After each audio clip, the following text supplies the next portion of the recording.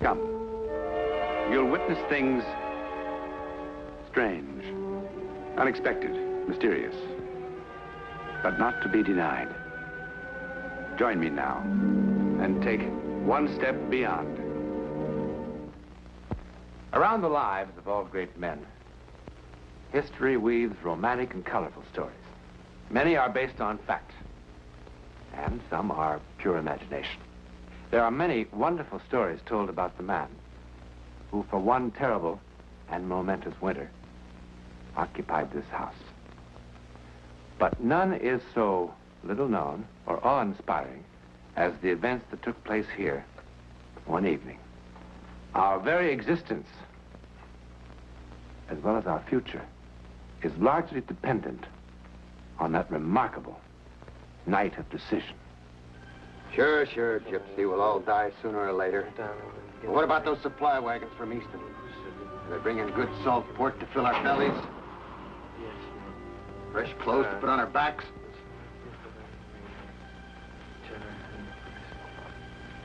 There will be no supply wagons. That's it. I see only hunger, suffering, and death. I see quite a bit of suffering for you too, Gypsy. We were told to stay out of camp. You and your rag-tailed friends with your tales of doom. Be careful, boys. Careful! They'll be coming at us through those trees. Right, take cover! Take cover! Oh, Molly. That's all right. I'll be back before spring clouds. What'll they do to them? The whip. Valley Forge, December 1777. The winter of despair was just beginning.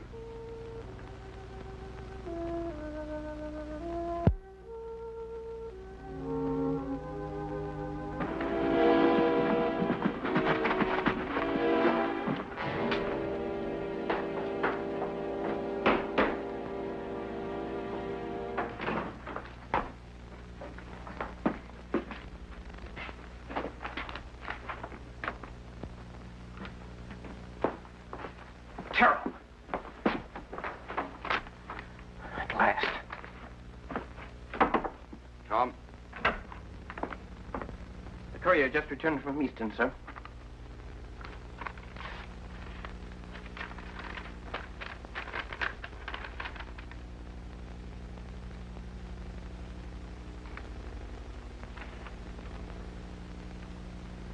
Was there something else, Lieutenant? Oh, no. No, sir.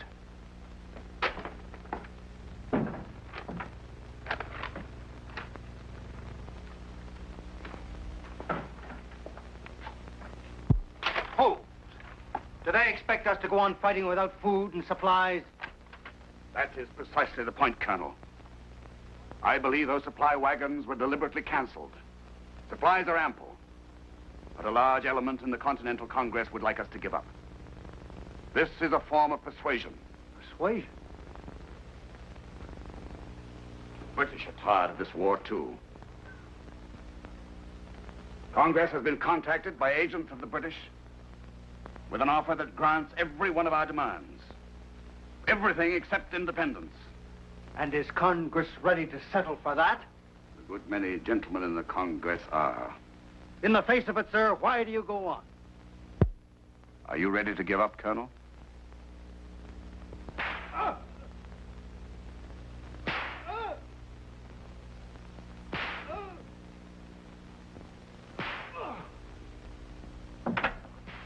Stanley? What is that about? It's another one of those gypsies, sir. Fortune teller. This one told some of the men that the supply wagons will never arrive. By whose order is he being flogged? Major Warren, sir. The order is countermanded. Sir.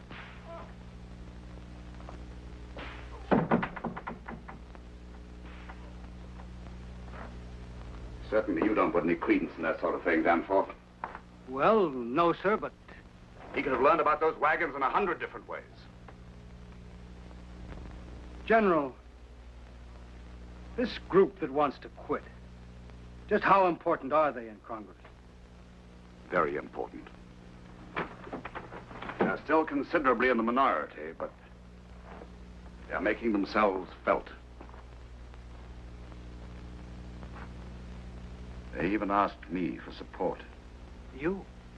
Well, you refused, of course. Oh, yes. Yes, I refused. But I don't know that I had the right. Sir?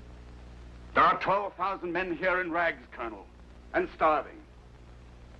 Shouldn't they be consulted about any settlement? 500 of them die every month of disease and privation. There is little glory or satisfaction in that kind of death.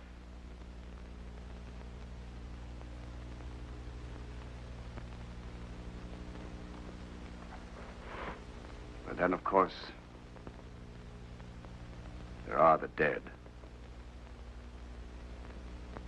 I wonder how they would feel about our settling for anything less than they died for. I don't know which side of the question you favor, sir. To be honest, Colonel, at this moment, I do not know myself.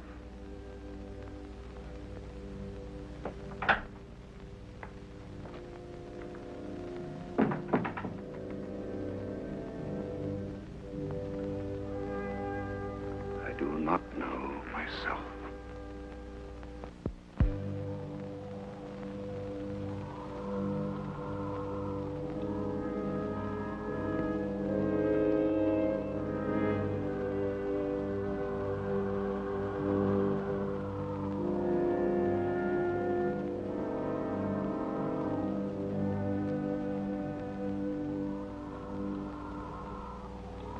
When will spring ever come?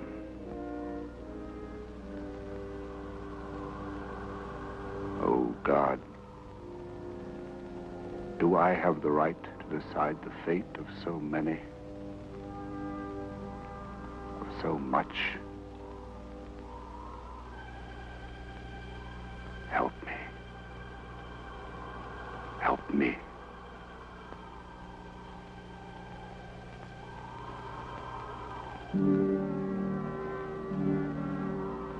Your God has come to your aid before. He will again.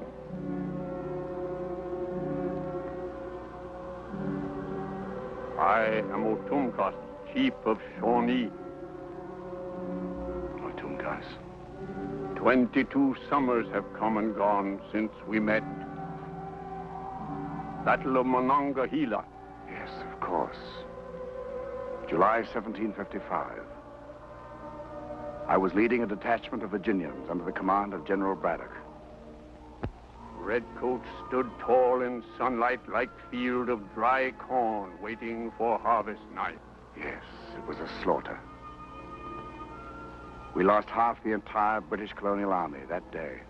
All British officers in field fell, dead or wounded, all but you, Washington. Yes, I remember well. Otumkas fired at Washington again and again. 15 bullets at the heart. Not one found its mark.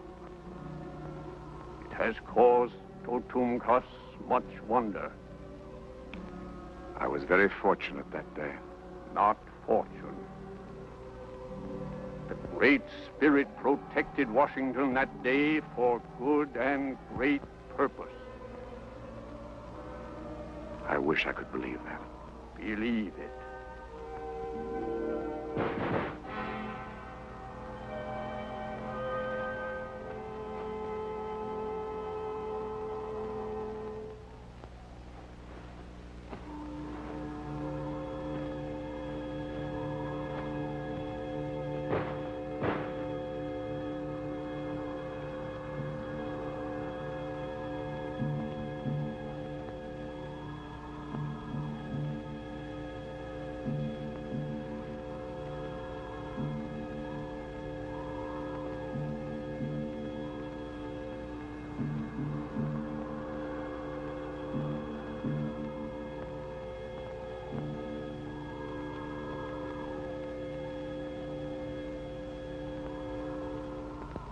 We're going back to our farms where we can be of some good to somebody.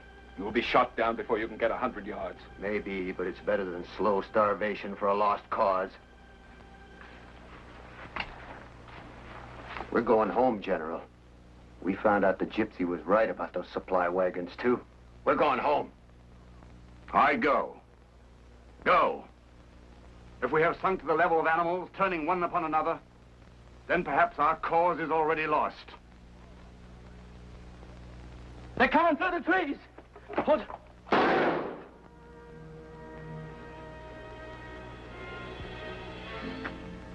Papa, I meant to get to the chickens soon, only Jason hurt his knee up by the creek in the south pasture. I'll get to it sooner tomorrow.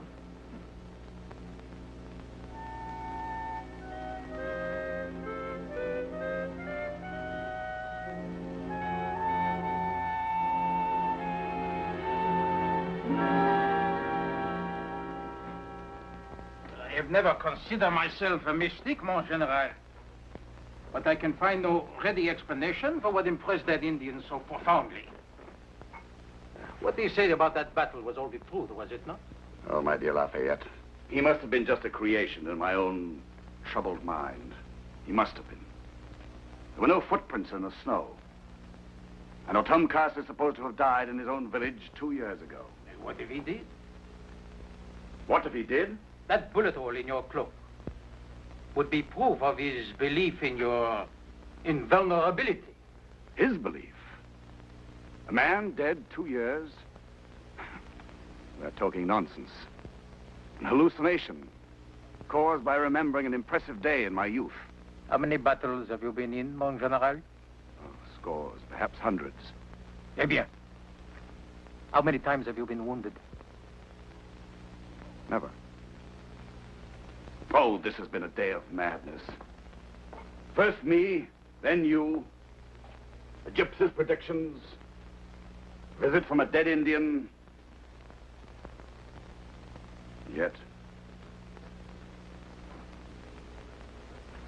And yet, I can remember very well the words I wrote in a letter to my brother after that battle. I said,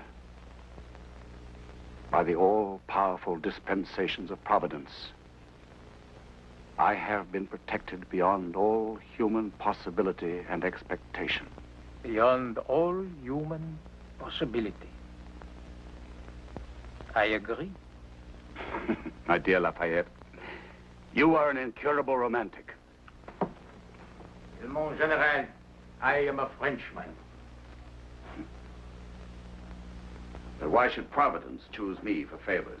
Well, that you will have to ask Providence. But as for what, as Otumka or his spectre inferred, perhaps it was for this particular time and this particular place. To have the stubbornness to continue against the most impossible obstacles? Or to find the courage to give up while there's still something left, still something to be gained?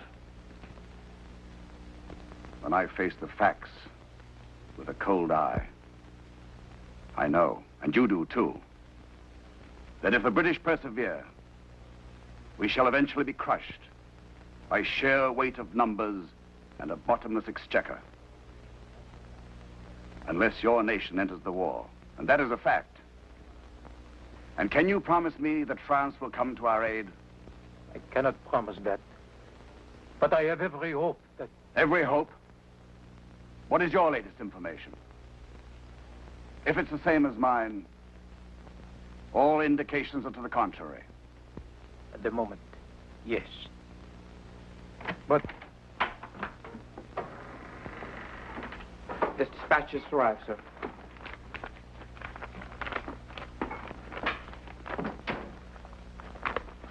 What is it, mon general? A short letter from Major Williams of General Gates's staff.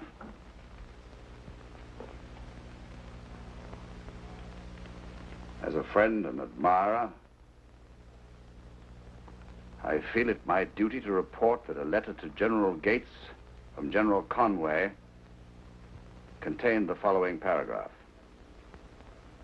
Heaven has been determined to save our country or Your weak commanding general and bad counselors would have long since ruined it. But that is nothing but talk. It is not even worth your anger. And Conway, you know what an old woman he is. Everybody knows. He is bitter and envious of your position. He tried merely to make the difficulties. There's more. You will be interested to know that General Conway has just been selected Inspector General. Conway, Inspector General? Conway will now be spokesman to the Congress for the Army. Conway will plead our cause for supplies. Conway will advise Congress as to the wisdom of my strategies. Conway. I will have to address my appeals for help to him. Though I've made their message plain enough, I accept their wish for a stronger commanding general. No. General Washington, you are permitting your emotion to rule reason. You have become a symbol of the revolution. If you turn your back on it now, it will spell nothing but disaster. I am not responsible for the image others create of me. But you are responsible to your best self. General Washington, my friend, please do not act in haste and anger.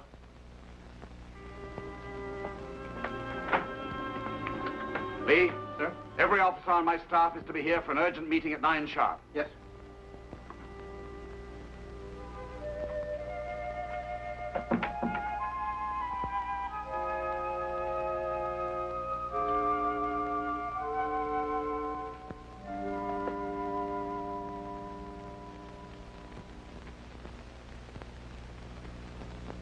This is not merely pique. No. I think you are very tired. Tired of fighting the Congress, the intrigues, inequities. In addition to all that, the responsibility of waging a war on so many fronts is more than any one man should have to bear. You are no longer able to see things clearly.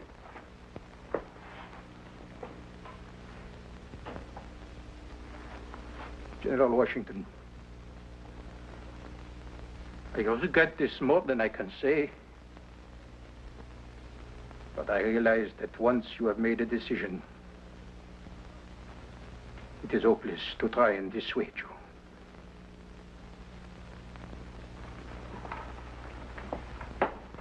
I trust my decision will not affect our personal feelings for one another. Nothing could do that. Mon General.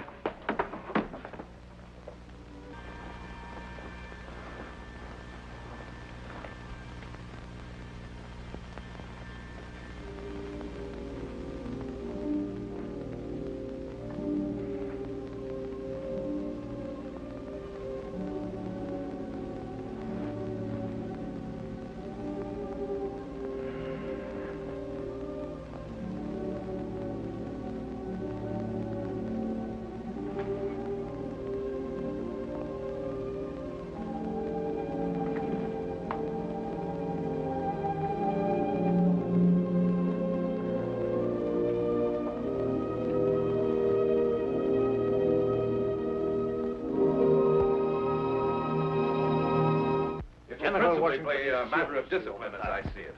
Thousands of men wanted to desert weeks ago. Anyway, I can't say I blame the old fox for quitting. If I were the richest man in the colonies and had a beautiful farm where I could take Good evening, gentlemen.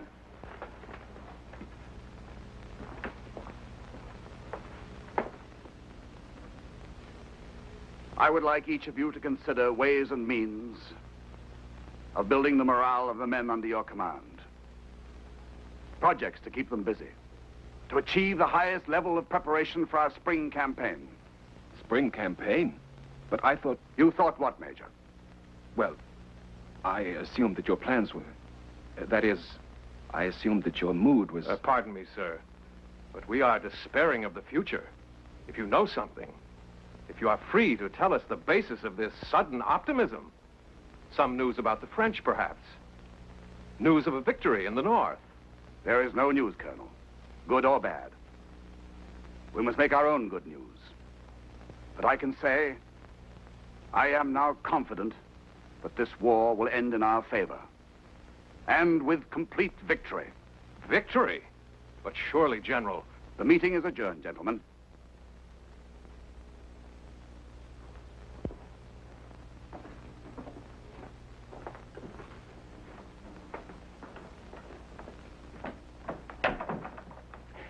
I tell you why, my friend, you know that I am as hard-headed and practical a man as you have ever known. But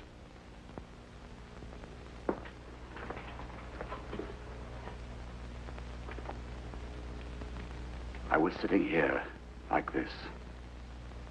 I put back my head and closed my eyes.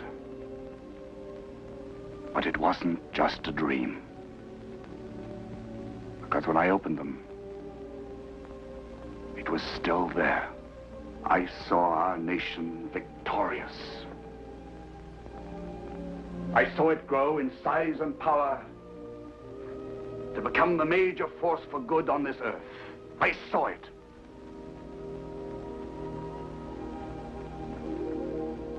A dream.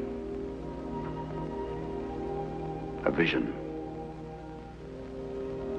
I know it will come to pass. In my heart, I know it. A dream? Vision? Whatever it was that George Washington experienced, it has today become all fact. You won't find anything about it in the ordinary history book, but it has appeared in print in a number of versions, a number of times during the past 150 years. All versions agree that Washington dreamed the revolution would be successful, and that the infant nation would grow until its boundaries stretched from Canada to Mexico, and from the Atlantic to the Pacific, and that there would be a bitter civil war between the northern and the southern states to be called the Union and the Confederacy, and that the Union would emerge victorious. He dreamed all this, supposedly, and more. But what is absolutely no dream are the facts of the Battle of the Monongahela. On this, all versions and all historians agree. There were 3 bullet holes through his hat. 2 horses were shot from under him, and there was a bullet hole through here, through here, through here, and another one right through there. Hundreds of French and Indian rifles firing at almost point-blank range throughout that long and dreadful afternoon. And nothing touched him. Nothing. Well, those are the facts. The incredible facts about the mystery of George Washington. Like Chief Otumkus, will always cause us much wonder.